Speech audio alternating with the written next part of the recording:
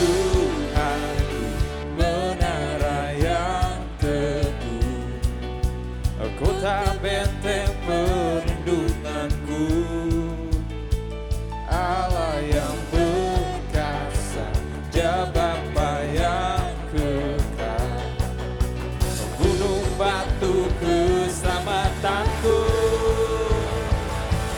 Engkau yang termulia di bumi di surga, termasuk perkasa selamanya. Engkau yang berkuasa di dalam segala, ada kuasa dalam nama Yesusku.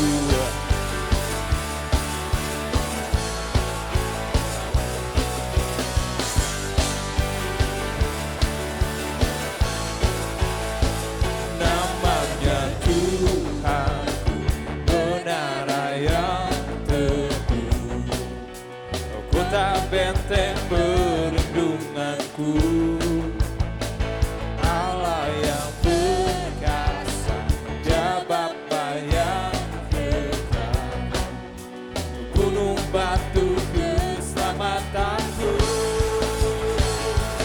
Engkau yang termulia di bumi di surga, termasuk perkasa selamanya.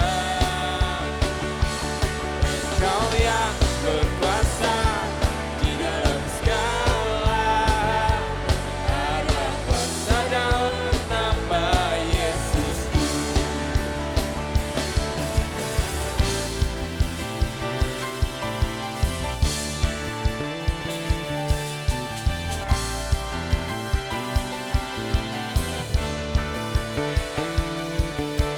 Nama di atas segala nama, nama yang telah membebaskanku. Segala kuasa tunduk pada nama itu, Yesus Tuhan segala Tuhan. Nama di atas segala nama, nama yang telah membebaskanku. Segala kuasa tunduk pada nama itu, Yesus Raja segala raja. Engkau yang berkuasa, Engkau yang termulia di bumi di surga, termasuk perkasa selamanya.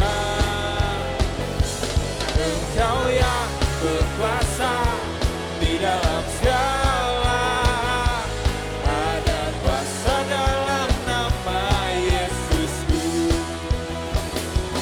Engkau yang termulia di bumi di surga, termasuk perkasa selamanya. Engkau yang berkuasa di dalam segala, ada kuasa dalam nama Yesusku. Ada kuasa dalam nama Yesusku. Ada kuasa dalam nama Yesusku.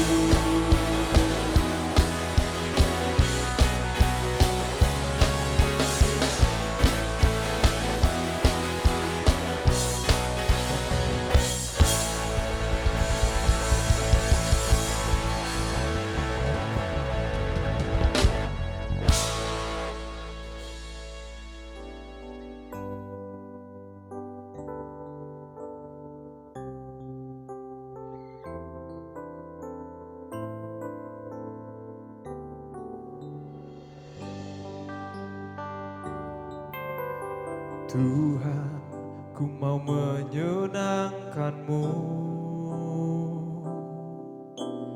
Tuhan, bentuklah hati ini. jadi bejana untuk hormat-Mu, cemerlang bagai emas murni. Tuhan, ku serahkan hatiku, semua ku berikan padamu. Kuduskan hingga tulus selalu, agar aku menyenangkan-Mu, menyenangkan-Mu, senangkan-Mu. Hanya itu kerinduanku, menyenangkan-Mu, senangkan hatimu. Hanya itu kerinduanku.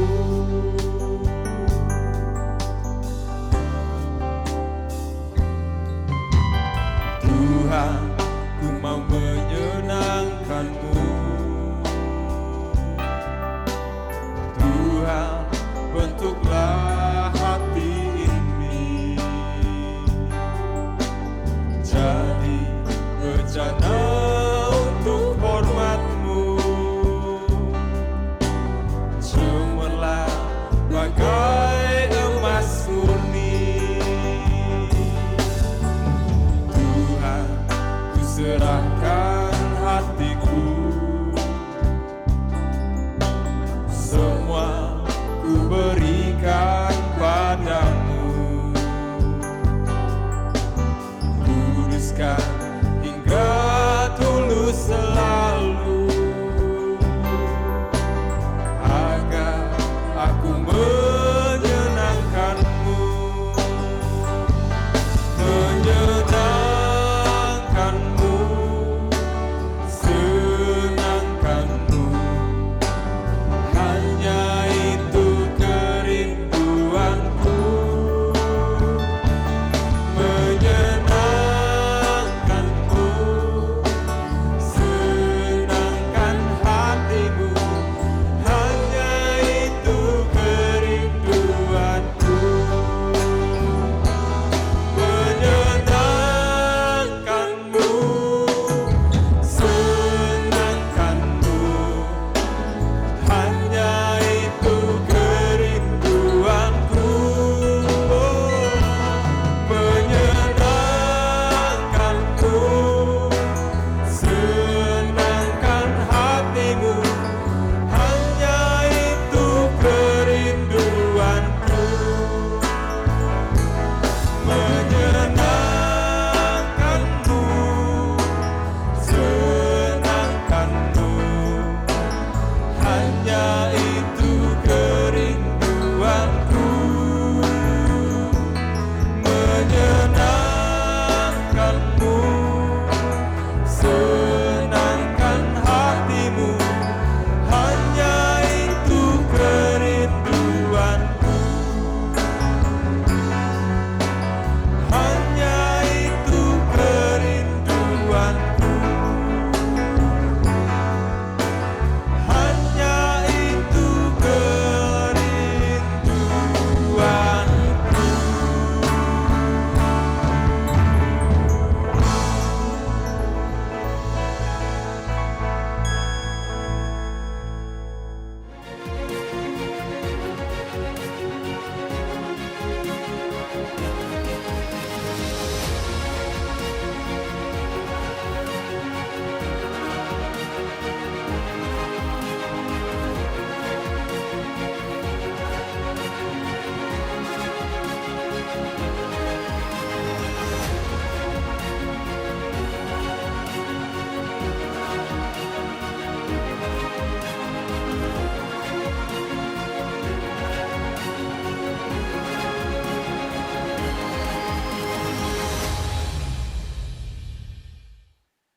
Ada pepatah demikian, kita tidak dapat mencegah burung terbang melintas di atas kepala kita, Namun kita dapat mencegahnya apabila dia bersarang di kepala kita. Memang kita tidak dapat mencegah burung terbang melintas di atas kepala kita. Sebab kalau burung tersebut terbang tinggi melintas di atas kepala kita, bagaimana mungkin kita dapat menghentikan atau melarangnya? Namun kalau burung yang melintas tersebut hinggap di kepala kita, membuat sarang, bertelur dan beranak pinak di kepala kita, maka jelas hal tersebut bukan karena kita tidak mampu untuk mencegahnya, akan tetapi karena kita memang mengizinkannya, membiarkannya bersarang di kepala kita. Demikian juga dengan kesukaran atau kesulitan di dalam kehidupan ini. Pada batas tertentu, kita tidak dapat mencegah bila kesulitan itu menghadang kehidupan kita. Namun apakah masalah tersebut akan bersarang, berongrong, melumpuhkan hidup kita? Kita yang harus memutuskannya. Kalau kita mengizinkan masalah itu bersarang, bertelur, dan beranak pinak di dalam hidup kita, ya pasti terjadi. Tetapi kalau kita bertindak mencegahnya, maka masalah tersebut tidak akan mampu menggerogoti atau melumpuhkan kehidupan kita.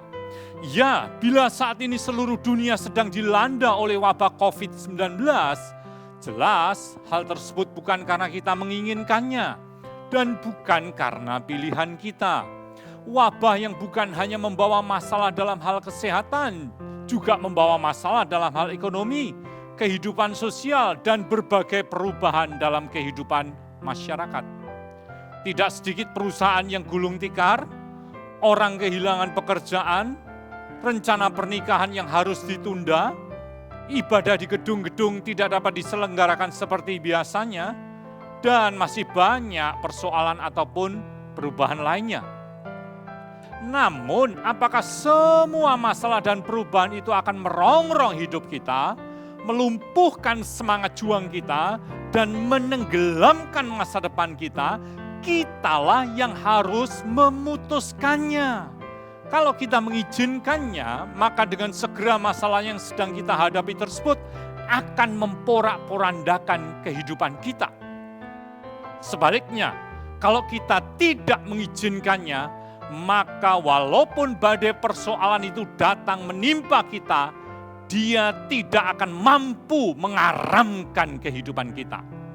Sikap yang akan menentukan tentang bagaimana keadaan hidup kita itu antara lain diutarakan di dalam Amsal, pasal yang keempat ayat 23 sampai 27. Di situ Allah dengan menempatkan dirinya seperti seorang ayah yang sedang memberi nasihat kepada anaknya, mengingatkan agar kita bersikap waspada dan menjaga 4 hal di dalam hidup kita.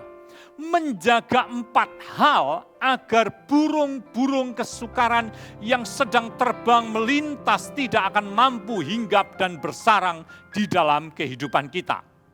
Mewaspadai 4 hal, yaitu agar perubahan yang sedang melanda dunia ini tidak akan merontokkan kehidupan kita.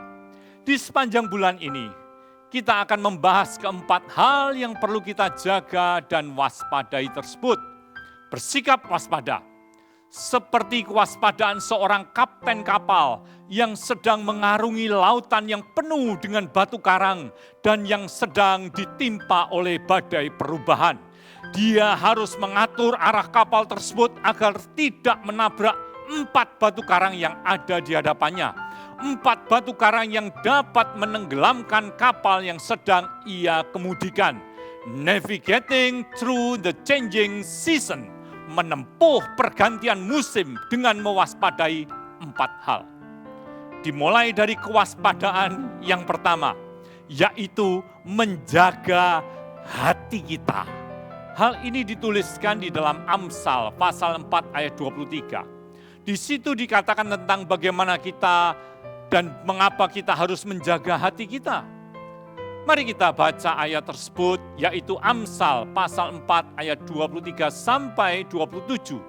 Kita akan membacanya secara lebih lengkap, yaitu mulai dari ayat yang ke-20. Amsal pasal 4 ayat 20 sampai 27. Hai anakku, perhatikanlah perkataanku, arahkanlah telingamu kepada ucapanku. Janganlah semuanya itu menjauh dari matamu, simpanlah itu di lubuk hatimu, karena itulah yang menjadi kehidupan bagi mereka yang mendapatkannya dan kesembuhan bagi seluruh tubuh mereka. Ayat 23. Jagalah hatimu dengan segala kewaspadaan, karena dari situlah terpancar kehidupan. Buanglah mulut serong daripadamu dan jauhkanlah bibir yang dolak-dalik daripadamu. Biarlah matamu memandang terus ke depan dan tatapan matamu tetap ke muka. Tempuhlah jalan yang rata dan hendaklah tetap segala jalanmu. Ayat 27. Janganlah menyimpang ke kanan atau ke kiri. Jauhkanlah kakimu dari kejahatan. Di ayat 23, ayat Allah memberi perintah kepada kita agar kita menjaga hati dengan segala kewaspadaan. Mengapa kita harus menjaganya? Bahkan kita harus menjaganya dengan segala kewaspadaan. Artinya tidak menjaga secara asal-asalan, bukan menjaga secara sambil lalu, bukan menjaga kalau seingatnya, namun menjaganya melebihi dari apa yang patut dijaga. Setidaknya ada 3 alasan yang dapat ditarik dari ayat ini tentang hal tersebut. Yaitu, pertama, karena hati adalah pusat kehidupan kita. Hal ini dapat kita lihat dari alasan yang disampaikan di dalam ayat 23 tadi, tentang mengapa kita perlu menjaga hati dengan segala kewaspadaan, yaitu karena dari situlah terpancar kehidupan. Dari situ, yaitu dari hati kita, dikatakan akan mengalir aliran-aliran kehidupan. Artinya di sini, hati diumpamakan seperti suatu mata air. Kita perlu sadari bahwa mata air dari suatu kota merupakan pusat atau merupakan inti kehidupan bagi penduduknya. Pusat kehidupan karena jelas air merupakan kebutuhan yang hakiki, yang pokok bagi penduduk kota tersebut. Mati hidup mereka sangat ditentukan oleh tersedianya air atau tidak. Itu sebabnya mata air harus dijaga dengan segala kewaspadaan. Di Kota Denpasar terdapat beberapa lokasi pengolahan air minum.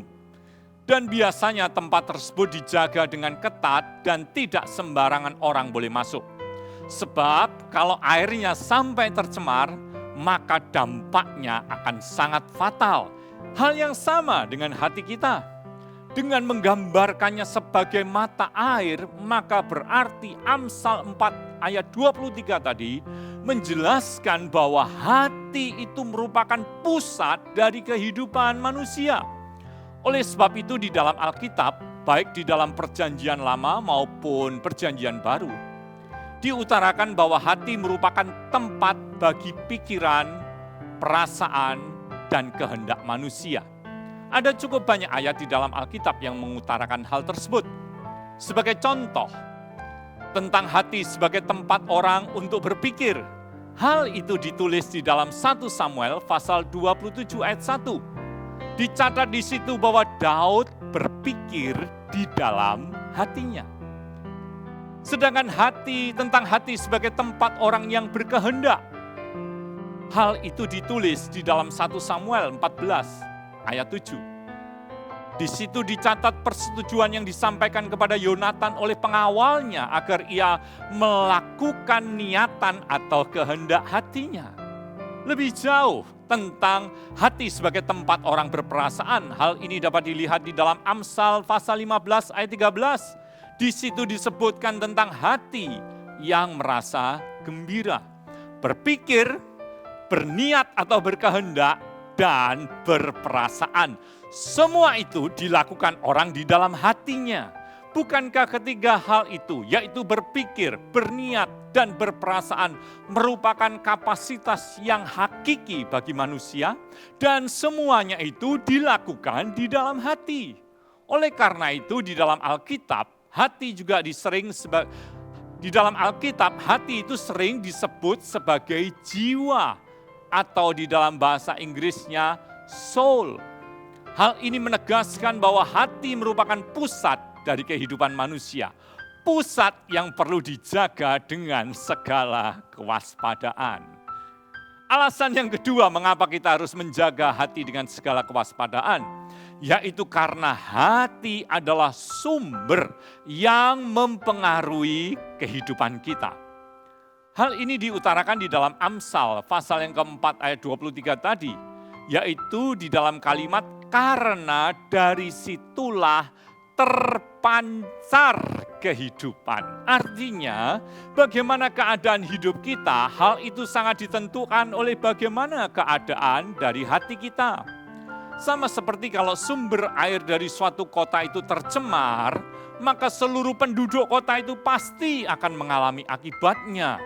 Seindah dan serapi bagaimanapun keadaan suatu kota, namun kalau sumber airnya dalam keadaan tidak baik, maka keindahan kota tersebut juga tidak akan ada gunanya. Semisal Pulau Bali yang terkenal dengan keindahan alamnya dan kaya budayanya, tempat destinasi wisata yang populer di mana-mana. Apabila sumber airnya tidak sehat, maka masyarakatnya akan hidup dalam kesengsaraan dan penderitaan. Begitu juga dengan situasi saat ini. Kalau kita biarkan kesukaran yang sedang melanda seluruh dunia sehubungan dengan wabah ini mencemari hati kita, mencemari pusat kehidupan kita, maka kehidupan kita akan benar-benar menderita. Itu sebabnya tidaklah mengherankan apabila di dalam Amsal pasal 4 ayat 23 tadi disampaikan bahwa dipesankan dengan sungguh-sungguh sangat penting, perlu kita perhatikan bagi kita semua. Saya akan bacakan kembali Amsal pasal yang keempat ayat yang ke-23 berkata demikian.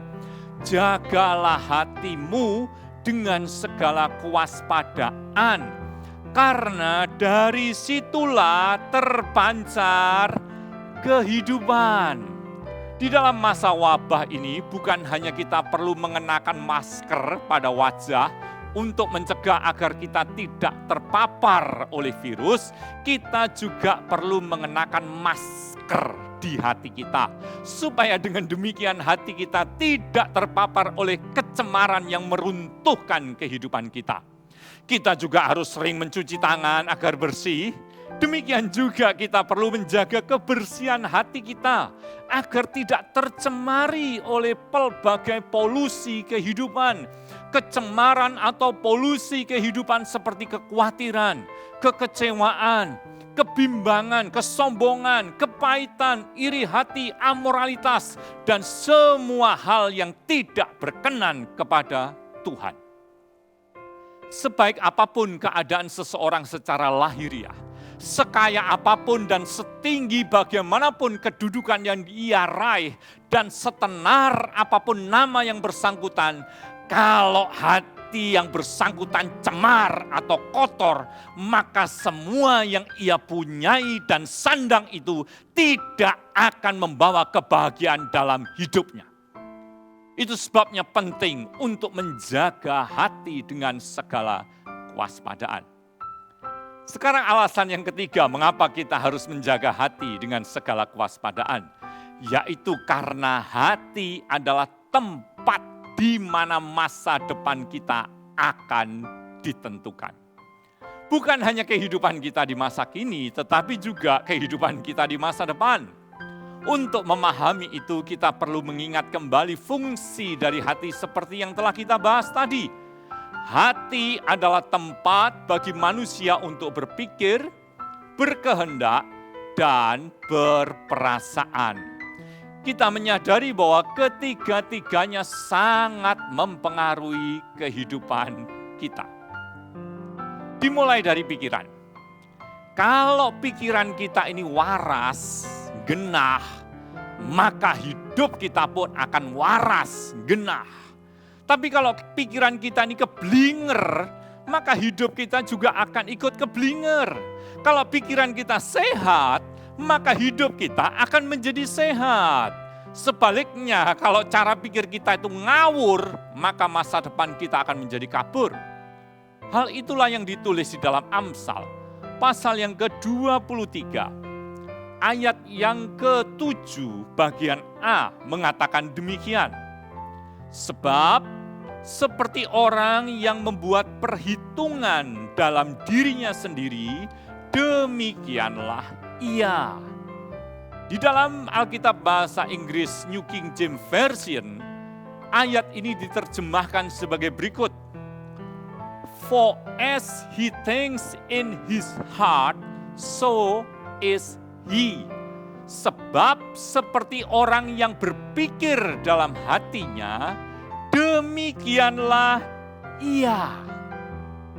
Kalau di tengah masa wabah ini kita berkata kepada diri kita sendiri, kita bicara di dalam hati kita sendiri, saya akan gagal, ekonomi saya akan bangkrut, masa depan saya akan berantakan. Kalau pikiran itu terus-menerus kita ulang-ulang di dalam hati kita, begitulah jadinya nanti dengan diri kita. Ya, pikiran kita akan menentukan masa depan kita.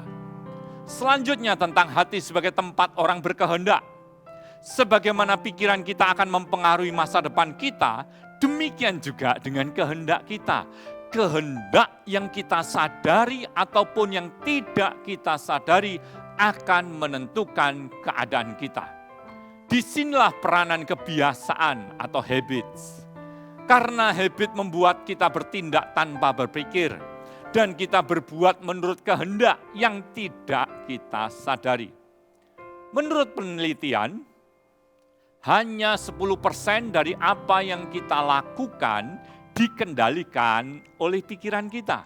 Sedangkan 90% dari yang kita kerjakan adalah dikendalikan oleh kebiasaan-kebiasaan kita. Sebagai contoh, dari pagi bangun tidur sampai malam, ketika akan tidur, ingat apa yang telah kita lakukan.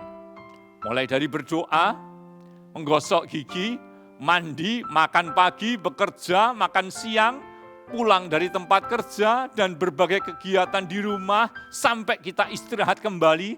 Berapa banyak dari semua kegiatan itu yang kita lakukan dengan berpikir terlebih dulu?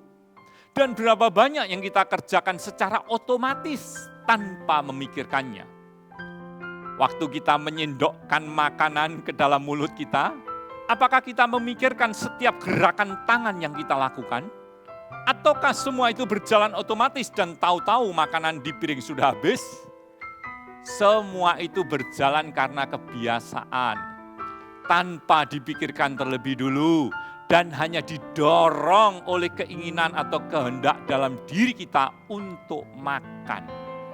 Kehendak yang akan membuat kita bertindak berdasarkan kebiasaan dan yang sangat menentukan kehidupan kita.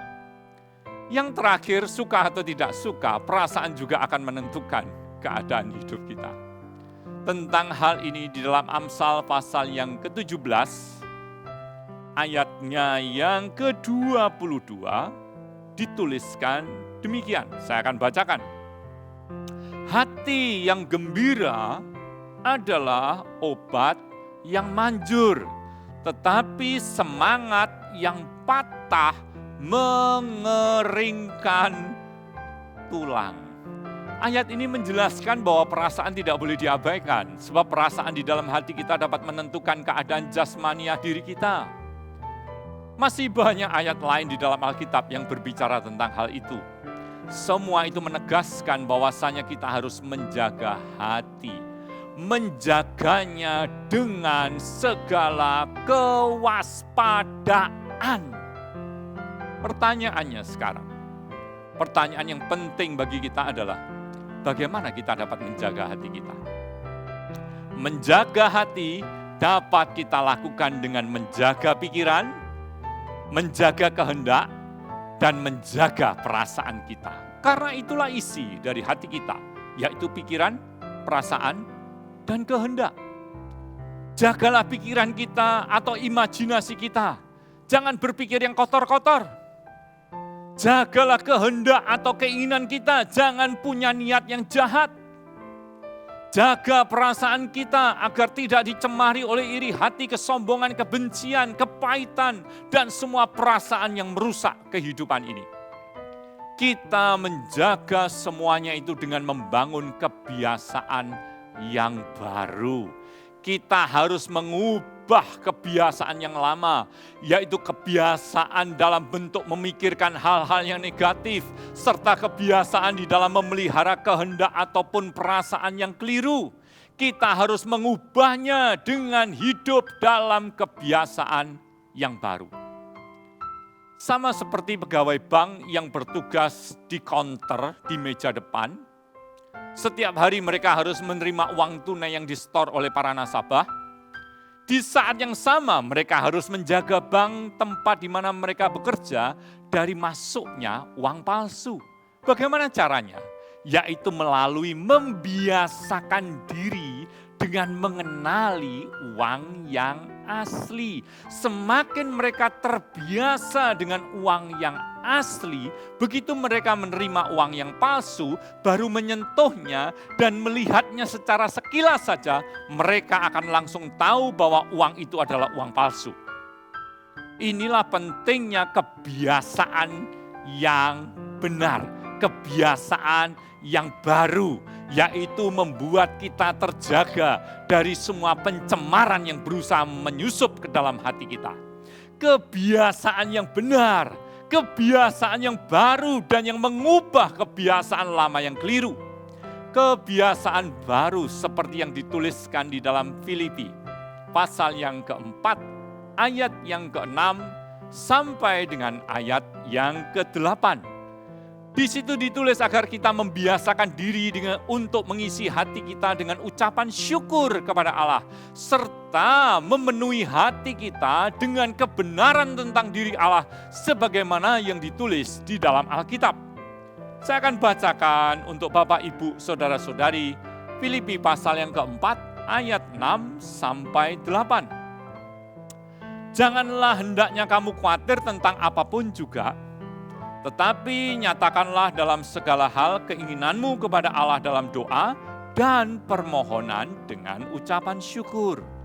Damai sejahtera Allah yang melampaui segala akal akan memelihara hati dan pikiranmu dalam Kristus. Ayat 8, jadi akhirnya saudara-saudara, semua yang benar, semua yang mulia, semua yang adil, semua yang suci, semua yang manis, semua yang sedap didengar, semua yang disebut kebajikan dan patut dipuji, pikirkanlah semuanya itu. Apakah semua yang benar, semua yang mulia, semua yang adil, semua yang suci, semua yang manis, semua yang sedap didengar, semua yang disebut kebajikan dan patut dipuji yang disebutkan di ayat yang ke-8 itu. Itulah semua kebenaran yang diungkapkan Allah melalui firman-Nya, yaitu Alkitab. Singkat kata, kalau kita mengisi hati kita dengan ucapan syukur dan kebenaran, maka janji di dalam ayat yang ke-7 itu akan kita alami, yaitu damai sejahtera Allah yang melampaui segala akal akan memelihara hati dan pikiranmu dalam Kristus Yesus. Hati kita akan terjaga dan terpelihara dari semua kecemaran. Di tengah badai persoalan yang sedang melanda saat ini, hati kita tidak akan menjadi kacau balau, namun hati kita penuh dengan damai sejahtera. Persoalan demi persoalan yang sedang melintas tidak akan mampu bersarang, bercokol, beranak pinak dalam hidup kita. Sebaliknya, bersama dengan Kristus Yesus kita akan menyongsong hari depan yang penuh pengharapan. Mengisi hati dengan ucapan syukur dan kebenaran Alkitab, itulah yang dapat kita lakukan melalui waktu teduh. Itulah waktu di mana kita berdiam diri di hadapan Allah, seperti yang telah kita bahas pada minggu-minggu yang lalu. Waktu di mana kita bersekutu dengan Allah sehingga kita dapat mengenal dirinya. Waktu teduh yang dapat kita lakukan melalui buklet penuntun waktu teduh. Melaluinya kita membangun kebiasaan yang baru. Kebiasaan yang akan menolong kita untuk menjaga hati. Oleh karena itu lakukan waktu teduh tersebut bersama dengan melakukan ibadah harian. Ibadah yang kita lakukan setiap hari, pagi, siang, dan malam. Di mana kita memberikan waktu kurang lebih 10 menit untuk bersekutu dengan Tuhan. Sehingga dengan demikian pergantian musim kehidupan ini dapat kita lewati dalam kehidupan yang berkemenangan. Sehingga masa yang tidak mudah ini dapat dijalani tanpa kehidupan kita karam di tengah perjalanan. Navigating through the changing season, menempuh pergantian musim dan mengakhirinya dengan kemenangan. Sebentar kita akan mengambil bagian dalam perjamuan kudus. Melaluinya kita mengingat dan merayakan kasih setia Tuhan Yesus yang telah mengorbankan dirinya sampai mati di kayu salib. Melalui pengorbanannya, ia menghapuskan masa lalu kita dan membentangkan masa depan yang baru bagi setiap kita. Di dalam kasih setianya, ia senantiasa menyertai kita, menuntun kita, dan menolong hidup kita. Di dalam Yesus Kristus, kita punya masa depan yang tidak akan pernah mengecewakan. Oleh karena itu, silakan mempersiapkan roti dan anggurnya. Apabila Bapak, Ibu, Saudara-saudari sudah mempersiapkan roti dan anggur untuk ambil bagian dalam perjamuan kudus, saya akan bacakan terlebih dulu ayat firman Tuhan di dalam 1 Korintus pasal 11 ayat 23.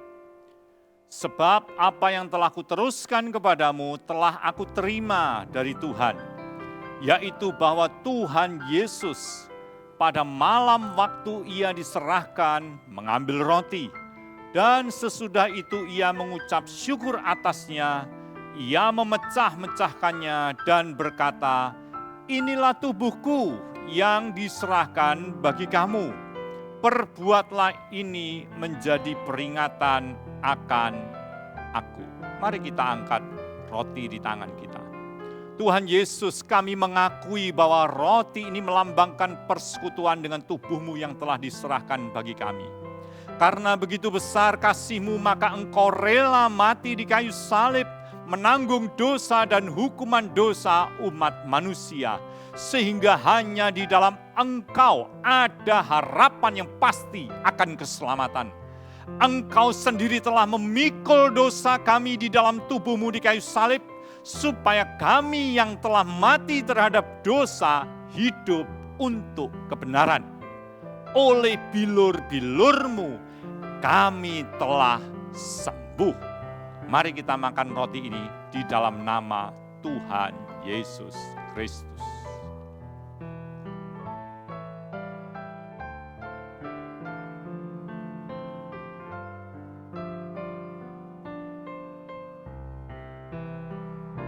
Mari kita siapkan cawan. Ayat 25. Demikian juga ia mengambil cawan sesudah makan, lalu berkata, cawan ini adalah perjanjian baru yang dimeteraikan oleh darahku. Perbuatlah ini setiap kali kamu meminumnya menjadi peringatan akan aku. Mari kita angkat cawan. Tuhan Yesus, kami mengakui bahwa cawan ini melambangkan persekutuan dengan darah-Mu yang kudus. Darah yang berkuasa menghapus dan menyucikan kami dari segala dosa dan pelanggaran kami. Darah-Mu tercurah memberi pengampunan kepada kami. Sekalipun dosa kami merah seperti kirmisi, akan menjadi putih seperti salju. Sekalipun berwarna merah seperti kain kesumba, akan menjadi putih seperti bulu domba. Kami bersyukur atas pengorbanan-Mu yang mulia itu, ya Tuhan Yesus. Mari kita minum bersama di dalam nama Tuhan Yesus Kristus.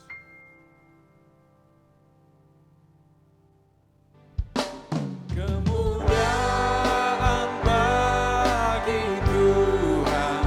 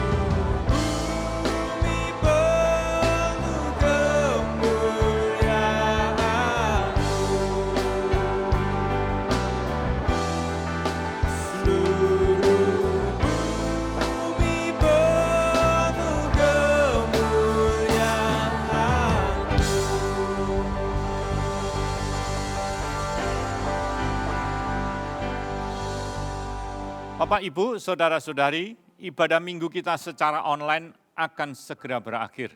Namun kita harus ingat, ibadah kita setiap hari kepada Tuhan dimanapun kita berada tidak akan pernah berakhir.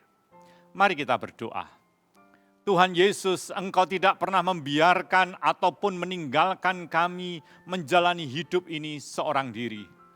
Engkau senantiasa hadir dan menyertai serta menolong kami. Melalui Roh Kudus-Mu, Engkau berjalan bersama kami melewati pelbagai musim kehidupan. Sehingga walau menempuh masa sukar akibat pandemi ini, kami tidak takut karena Engkau beserta kami. Dengan firman-Mu, Engkau membimbing kami melangkah di jalan-jalan-Mu yang membawa kami kepada kehidupan. Karena firman-Mu bagaikan cahaya yang menerangi hati kami, sehingga pikiran, perasaan, dan kehendak kami senafas dengan hati-Mu. Saya berdoa memohon campur tangan-Mu yang ajaib dalam setiap pergumulan yang sedang dihadapi oleh umat-Mu. Jamahlah mereka yang sakit dengan kesembuhan. Topanglah dengan kekuatan-Mu bagi mereka yang lemah tak berdaya. Tuntunlah mereka ke padang rumput yang hijau dan ke air yang tenang. Ulurkanlah mujizat-Mu bagi mereka yang membutuhkan pertolongan. Kembangkanlah sayap-Mu untuk melindungi umat-Mu berjalan melewati masa yang tidak mudah ini. Karena hanya di dalam perlindungan-Mu ada rasa aman dan damai sejahtera. Kami juga berdoa untuk negara kami Indonesia. Tolonglah perjuangan bangsa kami dalam mengatasi pandemi ini. Berkatilah dengan keberhasilan.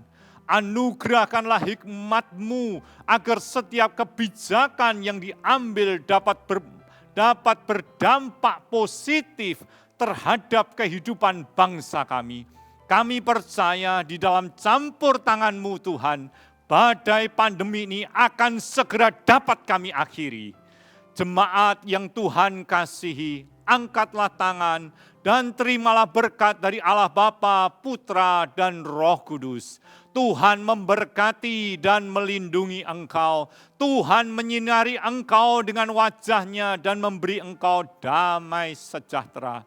Tuhan menghadapkan wajah-Nya kepadamu dan menganugerahkan engkau damai yang melampaui segala akal itu. Di dalam nama Tuhan Yesus Kristus kami berdoa. Amin. Ku masuk ke tempat kudus-Mu ya Tuhan. Kita mempergunakan waktu-waktu ini untuk membangun hubungan kita kembali bersama dengan Tuhan, mempererat persekutuan kita dengan Tuhan. Dan kami percaya Tuhan bahwa Engkau terlalu sanggup Tuhan untuk memulihkan Indonesia. Kami minta Tuhan berikan hikmat-Mu bagi Presiden Jokowi, berikan hikmat-Mu kepada seluruh pemerintah dan tim. Bahkan Engkau menyimpan rencana yang luar biasa bagi gereja-gereja lokal, bagi sinode GKBB. Kami percaya akan melihat sesuatu yang baru akan terjadi. Keberanian untuk mereka dapat menyatakan kemuliaan Allah bahkan ketika masalah itu belum diselesaikan oleh Tuhan. Dan jauhkanlah Tuhan dari semua hal-hal yang menimpa kami semua. Biar roh persatuan juga di tengah-tengah kami. Saat inilah saatnya menurut saya untuk kita bangkit.